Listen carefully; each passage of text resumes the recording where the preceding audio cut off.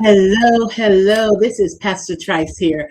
Listen, I wanted to just stop by real quickly this evening just to give you a word of encouragement, amen, to challenge you to truly trust God in this season. We had such an awesome time this morning in service until I just had to get back on here to tell you, please, please sign on next Sunday because you know what? God has a word for you. God is speaking in this season. And for some of you, you know what? He's not just speaking, but he is shouting because many of you are at a crossroad in your life and things are shifting. And you are finding yourself in unfamiliar territory. God is trying to get you to shift in this season because he loves you.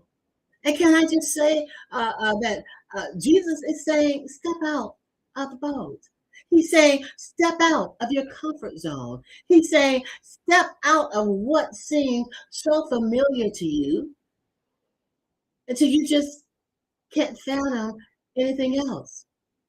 He's saying, come, come, trust me. Choose you this day whom you will serve. And that's what we're going to be talking about. We're going to be continuing our study next Sunday on making the right choice. Because it's not just about making choices, but in this hour, you got to make the right choice. We don't have any time to waste. You may be thinking, Pastor Trice, I'm serving him. And maybe you are. Maybe you are. Question is, are you serving him the way he desires for you to serve him? Are you giving him what he desires?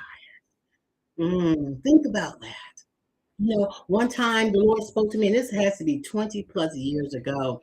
And I was cooking dinner, but I was cooking something that was my favorite.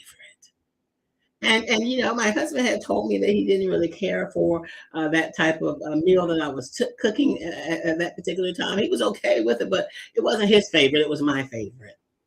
And I'll never forget that evening when, I was excited about the meal. But then the Lord spoke to me and he said, true worship is giving me what I deserve, what I am asking you for.